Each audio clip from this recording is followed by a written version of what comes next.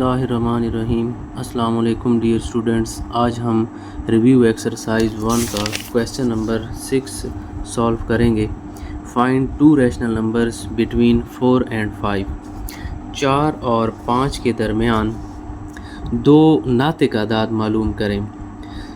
तो कोई हिंसे अगर दो हमें दिए गए हों और हमें कहा जाए कि उनके दरमियान हिंसा मालूम करो, तो उसका तरीका ये है कि यही जो हमें हिंसे गिवन हैं, इन दोनों हिंसों को जमा कर दें और दो के ऊपर तकसीम करें। एक दफ़ा फिर मैं आपको रिपीट कर दूं कि जिन दो हिंसों के दरमियान हमने कोई नातिक अदद मालूम करना है, तो उसका तरीका ये है कि उन्हीं दो हिंसों को जमा करें और दो के ऊपर तकसीम कर दें।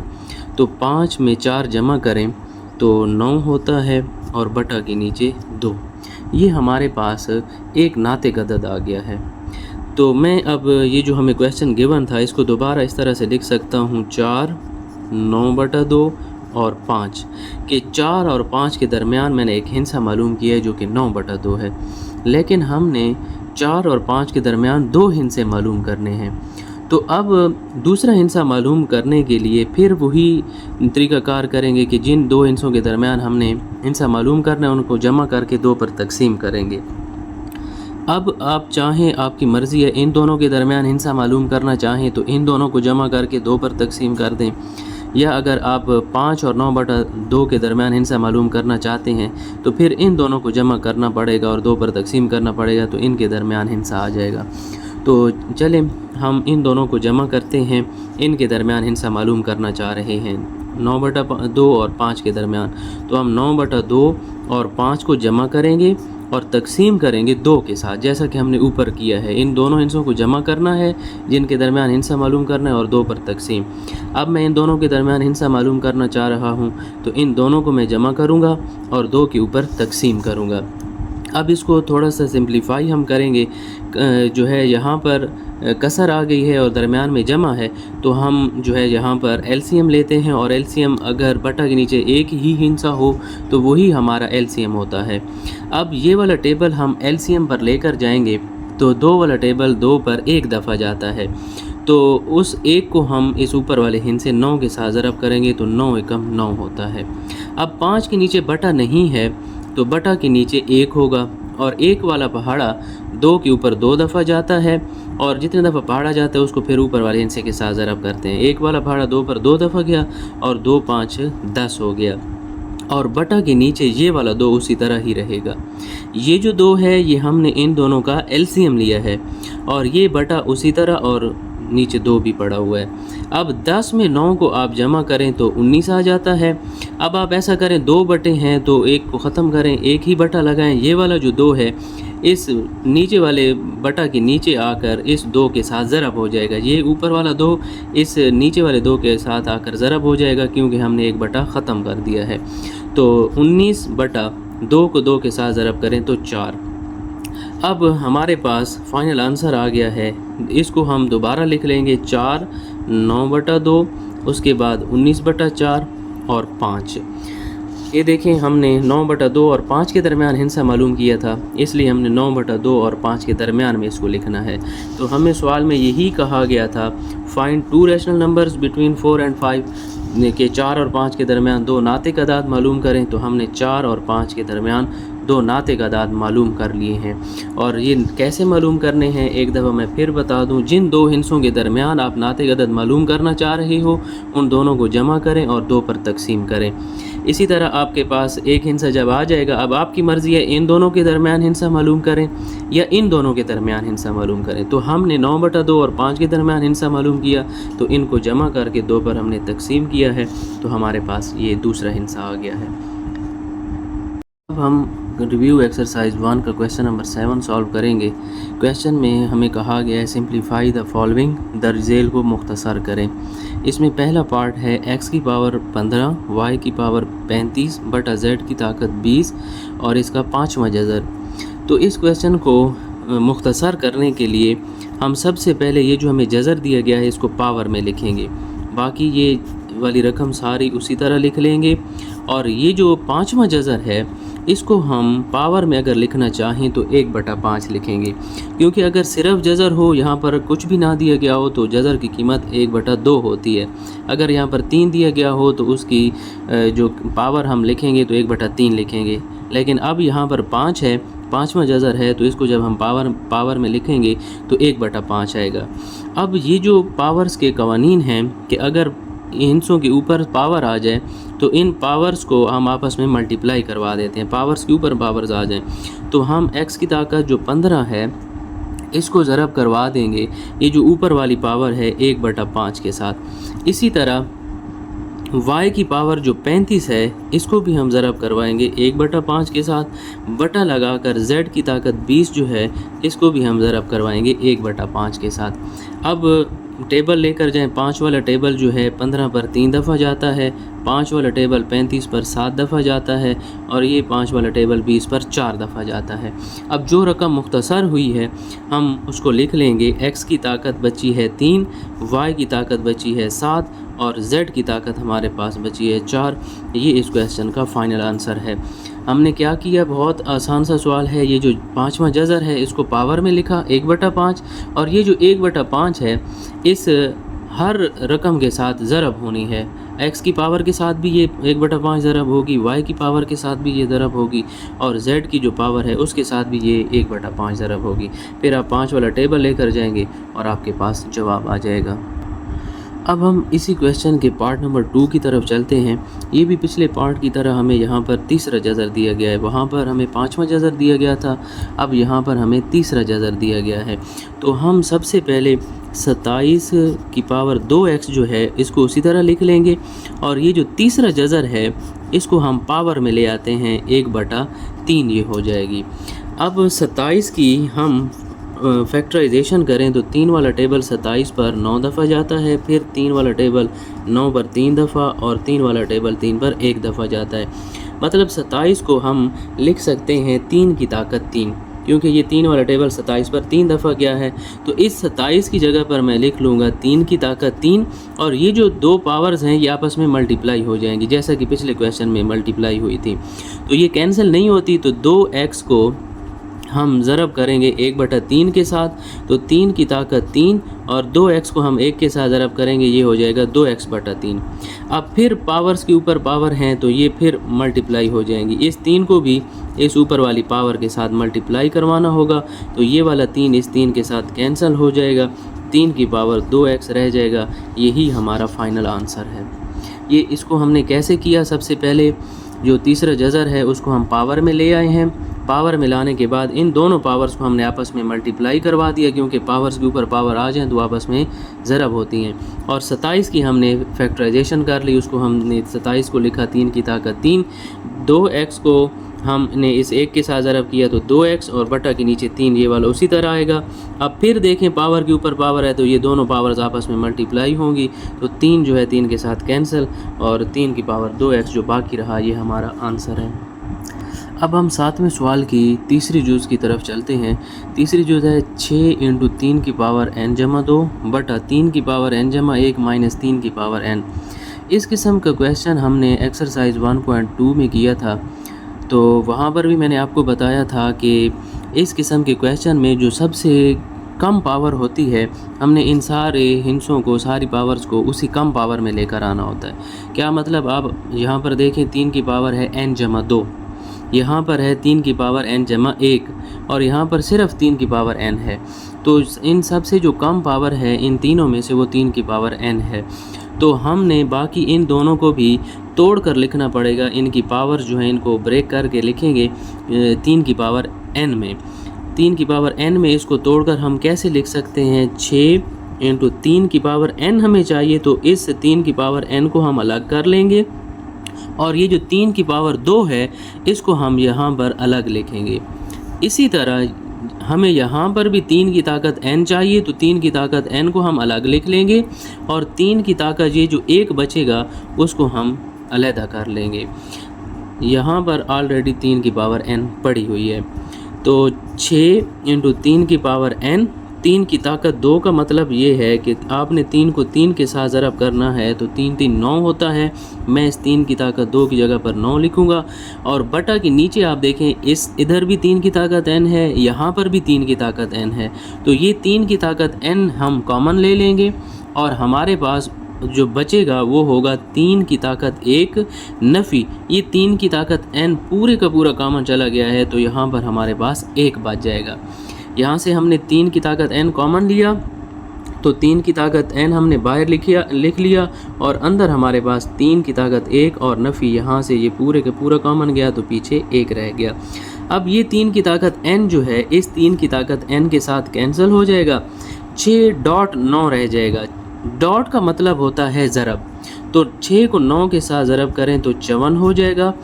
3 में से 3 की ताकत 1 का मतलब यही है कि 3 को एक दफ़ा हमने लिखना है।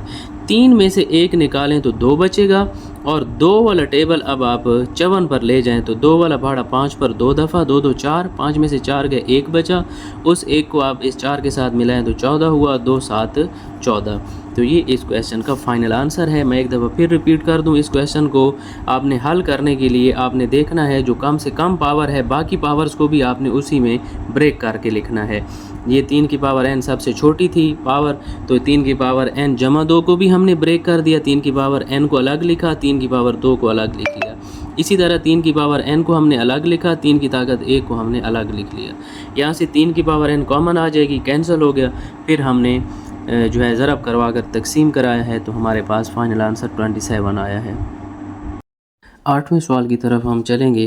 क्वेश्चन है the sum of 3 consecutive odd integers is 51। इस क्वेश्चन की इबारत को गौर से समझना है। हमें कहा गया है 3 लगातार ऑड नंबर्स होते हैं ताक अदाद।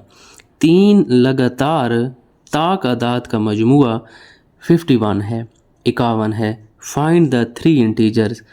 3 आदाद हैं लेकिन वो हैं मुसलसल और हैं भी ताक। 3 मुसलसल ताक आदाद को जमा किया जाए तो जवाब 51 आता है। हमें कहा गया है फाइंड द 3 इंटीजर्स, वही तीनों हिस्से मालूम करो। तो इस क्वेश्चन को सॉल्व करने के लिए हम लेट करेंगे, हम लिखेंगे let the first odd integer कि पहला जो ताक अदद है वो x है। तो इसी के साथ हमें इससे अगला ऑड नंबर भी चाहिए, तो हम यहाँ पर लिखेंगे सेकंड ऑड इंटीजर। अब जो सेकंड इंटीजर होगा इससे अगला वो होगा x जमा 2। और तीसरे ताक अदद की भी बात हुई है, तो मैं यहाँ पर लिखूँगा थर्ड ऑड इंटीजर बराबर है x जमा 4। अब ये मैंने फ़र्ज़ तो कर लिया कि पहला ताक अदद वो x है, उससे अगला x जमा 2 है और उससे अगला जो है वो x जमा 4 है। ये आता कैसे है ये मैं आपको एक छोटी सी एग्जांपल से समझाना चाहूँगा। मसलन मेरे पास कोई एक हिस्सा है 3, मैं इससे जो अगले 2 हिस्से हैं ताक वो मैं मालूम करना चाहता हूँ। तो 3 से अगला ताक अदद मुझे कैसे हासिल होगा? अगर मैं 3 में 2 जमा करूँ तो 5 होता है और वो 3 से अगला ताक अदद है। इसी तरह तीसरा हिस्सा भी मुझे चाहिए, तो 3 में मैं 4 जमा करूँगा तो 7 होगा। तो ये इस तरह से अगर एक हिस्सा आपके पास ताक हो उसमें 2 जमा करें तो उससे अगला ताक अदद आ जाएगा। अगर उसी हिस्से में पहले अदद में आप 4 जमा करें तो उससे अगला आपको ताक अदद मिलेगा। यानी कि पहले हिस्से में आप 2 जमा करें और फिर उससे आगे 4 जमा करें, तो इस तरह आपको लगातार ताक अदद मिलते जाएंगे। अब चलते हैं जो क्वेश्चन में हमें कंडीशन दी गई है, हम लिखेंगे अकॉर्डिंग टू गिवन कंडीशन। हमें क्वेश्चन में कंडीशन कौन सी दी गई है कि 3 ताक अदाद को जमा करें तो जवाब 51 आता है। और हमने फ़र्ज़ किया है कि 3 ताक अदाद ये हैं, इन्हीं तीनों को हमने जमा करना है, x जमा 2 और तीसरा हिस्सा है x जमा 4। इन तीनों लगातार ताक अदाद को हम जमा करें तो जवाब आता है 51। अब हम इसको मुख्तसर करेंगे, ये भी x वाली रकम है, ये भी x वाली रकम है और ये भी, और इन तीनों के अददी सार 1 1 हैं। तो 1 और 1 2, 2 और 1 3x हो जाएगा और जो खाली हिस्सा है उसके अंदर ये खाली हिस्सा जमा करेंगे, 4 में 2 जमा करें तो 6 हो जाएगा, बराबर है 51। हमें x की कीमत चाहिए, x वाली रकम इधर रहने देते हैं, जमा 6 को हम इस साइड पर लेकर आएंगे तो -6 हो जाएगा। हमें जो है माइनस यहाँ पर करना पड़ेगा, 51 में से 6 माइनस करें तो 45 बचते हैं। हमें सिर्फ़ और सिर्फ x की कीमत चाहिए, 3 उधर ज़रब हो रहा है, इस साइड पर आकर तकसीम हो जाएगा। अब 3 वाला पहाड़ा इस 45 के ऊपर 15 दफ़ा जाता है और ये हमारे पास x की कीमत आई है और x क्या था, फर्स्ट ऑड इंटीजर था। तो हम यहाँ पर लिख लेंगे हैंस फर्स्ट ऑड इंटीजर। हमारे पास फर्स्ट ऑड इंटीजर जो था वो x के बराबर था, तो हम यहाँ पर x लिख लेंगे और x की कीमत कितनी आई है, 15। अब हम सेकंड ऑड नंबर मालूम करेंगे। सेकंड ऑड नंबर कैसे आएगा, हमने सेकंड ऑड नंबर को क्या रखा था, x जमा 2। तो यहाँ पर हम लिखेंगे x जमा 2। x की कीमत हमारे पास 15 आई है तो x की जगह पर मैं 15 लिखूँगा और इसके अंदर 2 जमा करूँगा, तो 15 में 2 जमा करें तो 17 आता है। ये मेरे पास सेकंड ऑड इंटीजर आ गया। इसी तरह थर्ड ऑड इंटीजर भी हमने मालूम करना है, तो थर्ड ऑड इंटीजर हम मालूम करेंगे। ये जो हमने फ़र्ज़ किया था कि x जमा 4 होता है थर्ड ऑड इंटीजर, तो x जमा 4 लिखूँगा और x की कीमत हमने मालूम की है 15, तो x की जगह पर 15 लिख लेंगे और 15 में 4 जमा करें तो 19 आता है। तो हमने जो 3 हिस्से मालूम किए हैं ताक, एक है 15, दूसरा है 17 और तीसरा है 19। ये 3 लगातार हमने ताक अदाद मालूम किए हैं। हम इनको चेक भी कर सकते हैं कि क्या हम इन तीनों हिस्सों को जमा करें तो 51 बनता भी है या नहीं बनता। 3 लगातार तो आ गए हैं, तो चेक कर लेते हैं। 5 में 7 जमा करें तो 12 और 12 में 9 जमा करें तो 21 बनता है। 1 लगा, 2 गए हासिल, 2 हासिल वाले और ये एक 3, ये एक 4 और ये एक 5, तो 51 बन गया। इसका मतलब ये है कि हमारा जवाब दुरुस्त है, क्योंकि हमने 3 लगातार ताकदात भी मालूम कर लिए और हमने चेक किया तो उनका मजमुआ भी 51 आ रहा है। हम क्वेश्चन नंबर 9 की तरफ चलते हैं। क्वेश्चन हमें दिया गया है, Abdullah picked up 96 balls. Abdullah ने 96 बॉल्स उठाए हुए हैं and placed them into 2 buckets, और इनको 2 टोकरियों में उसने डाला है। 1 bucket has 28 more balls than the other bucket. इस बात को समझना है कि एक टोकरी में 28 गेंदें जो हैं वो दूसरी टोकरी से ज़्यादा हैं। टोटल बॉल्स थे 96 और उसने 2 टोकरियों में डाले हैं, और हमें ये कहा गया है कि एक टोकरी में 28, ये 28 जो बॉल्स हैं वो दूसरी टोकरी से ज़्यादा हैं। तो क्वेश्चन है, how many balls were in each bucket. तो आप ये बताएं कि दोनों टोकरियों में कितने बॉल्स होंगे। तो सबसे पहले जो चीज़ हमें गिवन है हम वो लिख लेते हैं कि टोटल बॉल्स हमें दिए गए हैं, टोटल बॉल्स हैं 96, और हमें यहाँ से एक जो है एक कंडीशन दी गई है कि 1 bucket has 28 more balls than the other bucket, कि एक टोकरी में 28 बॉल्स जो हैं वो दूसरी टोकरी के मुकाबले में ज़्यादा हैं। तो यहाँ पर हम लेट करेंगे, let the balls in 1 bucket, के फ़र्ज़ करें एक टोकरी में जो बॉल्स हैं वो x हैं। एक टोकरी में बाल कितने हैं, x हैं।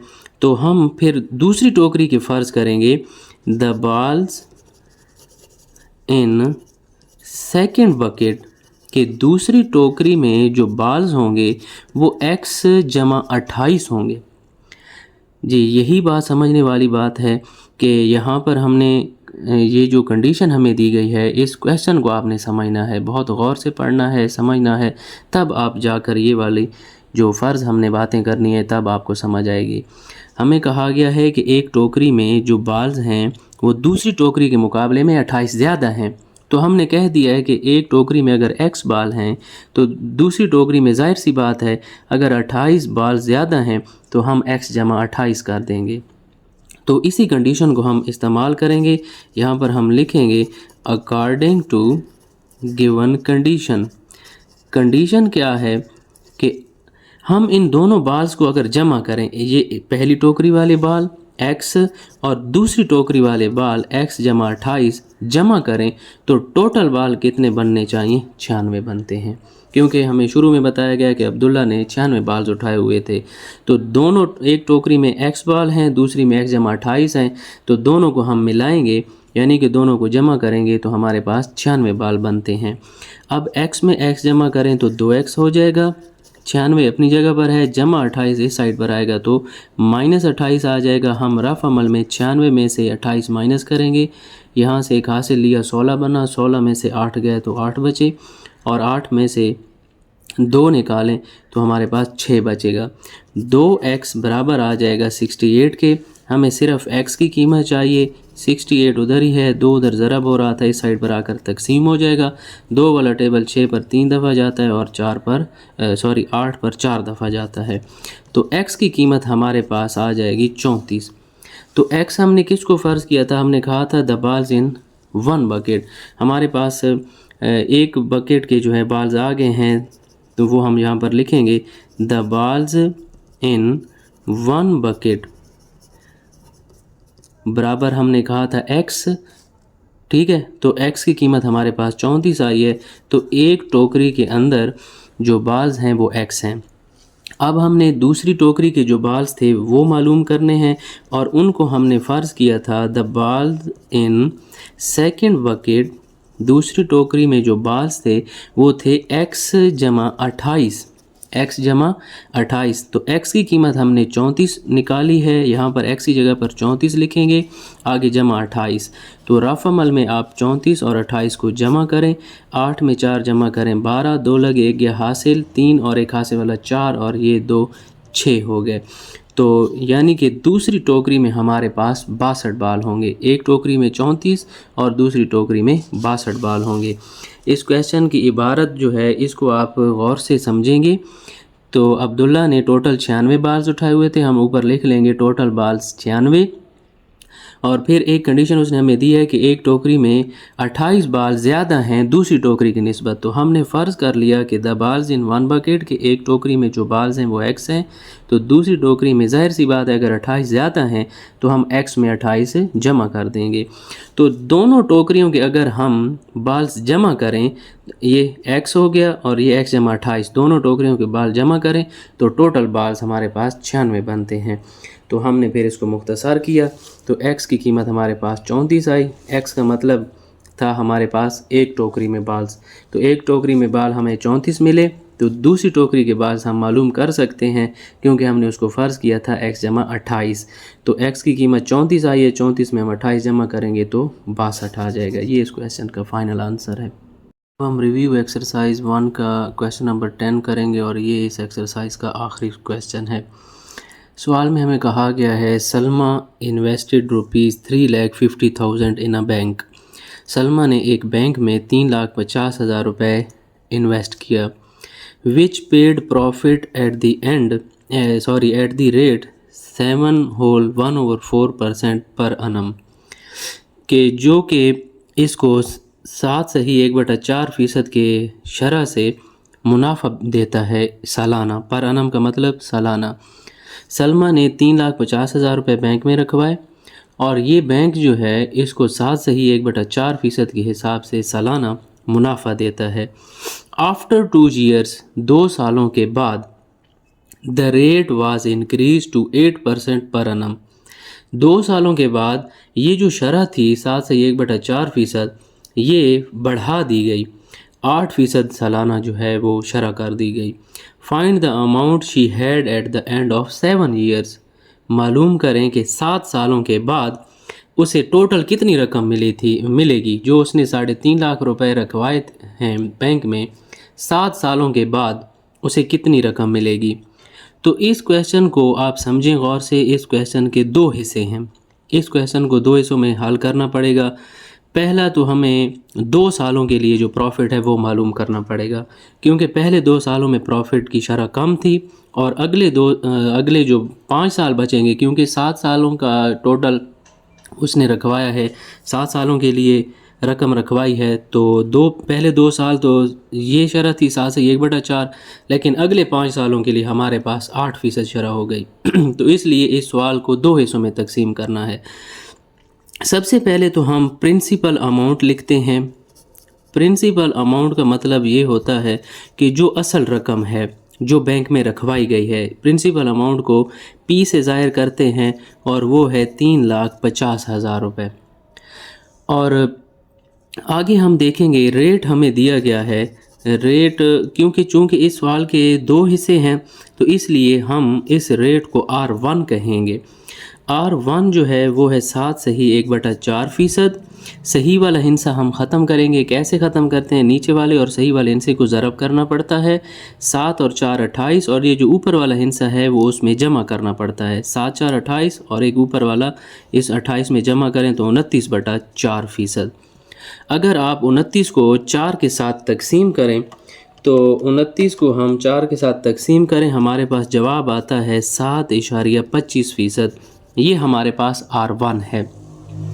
इसी तरह यहाँ पर टाइम भी हमें दिया गया है और टाइम को भी हम T1 से ज़ाहिर करेंगे और पहले 2 सालों की हम बात करेंगे। टाइम हमें दिया गया है 2 ईयर्स, तो पहले 2 सालों का हमने प्रॉफिट मालूम करना है। तो प्रॉफिट को I से भी ज़ाहिर करते हैं। चूँकि 2 हिस्सों में सवाल है तो पहले हिस्से को हम R1, T1 और I1 का नाम देंगे। प्रॉफिट का बड़ा आसान फार्मूला है, वो होता है P ज़रब T ज़रब R। चूँकि यहाँ पर टाइम और शरह हमें R1 में दी गई है और T1 में, इसलिए हम T के साथ 1 लिख देंगे, R के साथ भी 1 लिख देंगे। प्रिंसिपल अमाउंट हमें दी गई है 3,50,000। टाइम हमें दिया गया है 2 साल और ये जो R1 है इस जगह पर हम लिखेंगे 7.25%।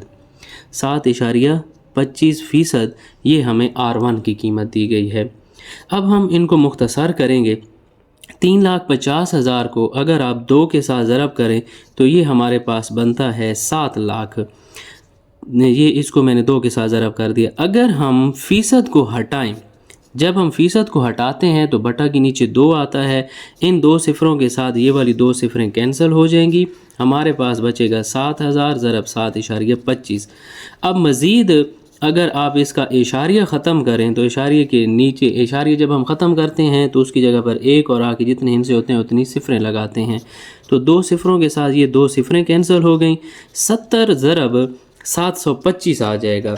अगर हम 70 को हमने 725 के साथ ज़रब किया तो हमारे पास आता है 50,750 रुपये। ये हमारे पास पहले 2 सालों का प्रॉफिट है। अब हम इस क्वेश्चन का दूसरा हिस्सा सॉल्व करेंगे। प्रिंसिपल अमाउंट तो यही रहेगी, लेकिन अब रेट जो है वो R2 हो जाएगा और रेट जो है वो बढ़कर हमारे पास 8% हो गया था। तो हम R2 को 8% लिखेंगे और टाइम फिर हम लिखेंगे। अब टाइम को हम T2 लिखेंगे। टोटल 7 सालों के लिए था। 7 सालों के लिए उसने रकम रखी है। पहले 2 सालों का उसका शरह ये थी, तो उसने कहा है कि 7 सालों के बाद कितनी रकम मिलेगी। तो यानी कि यहाँ पर पहले 2 सालों का मुनाफा हमने इधर निकाल लिया, तो पीछे हमारे पास 5 साल बच गए। क्योंकि टोटल 7 साल हैं, 2 सालों का हमने इधर मालूम किया मुनाफा, 5 सालों का हम इधर मालूम करेंगे, टोटल हमारे पास 7 सालों का हो जाएगा।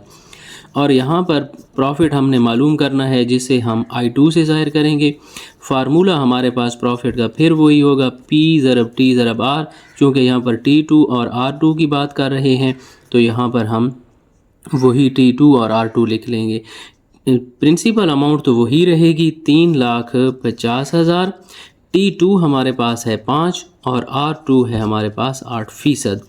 तो सबसे पहले आप फ़ीसद की अलामत को जब हटाएंगे तो बटा के नीचे 100 आएगा। ये जो 2 सिफरें हैं इन 2 सिफरों के साथ कैंसिल हो जाएंगी।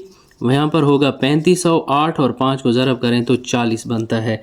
अगर आप 3500 और ज़रब करें 40 को तो आपके पास जवाब आता है 1,40,000। ये आप बेशक कैलकुलेटर से ज़रब कर लें। ये हमारे पास I2 आ गया। हमने इस क्वेश्चन को 2 हिस्सों में क्यों तकसीम किया? इसकी वजह ये है कि हमें 2 सालों के लिए जो शरह दी गई थी, रेट दिया गया था प्रॉफिट का, वो था 7 से 1/4। लेकिन 2 सालों के बाद प्रॉफिट बढ़ गया, रेट बढ़ गया 8% हो गया, इसलिए हमने इस क्वेश्चन को 2 हिस्सों में तकसीम किया। फार्मूला वही एक ही है, PTR, यहाँ पर भी PTR, लेकिन यहाँ पर T और R की वैल्यूज़ चेंज हैं। यहाँ पर जो हमने प्रॉफिट मालूम किया है वो 2 सालों के लिए किया है, तो T की जगह पर 2, और R हमें रेट जो दिया गया था वो 7.25 था। यहाँ पर टाइम हमें 5 साल दिया गया है और रेट जो है वो 8 है। फार्मूला वही है। अब हमें असल में पूछ हमसे ये रहा है, find the amount she had at the end of 7 years. तो हम यहाँ पर लिखेंगे at the end of 7 years, के 7 सालों के बाद, शी हैड अमाउंट, 7 सालों के बाद जो उसके पास रकम होगी ना, एक तो 3,50,000 उसने खुद रखवाया था, ठीक हो गया, जो प्रिंसिपल अमाउंट थी।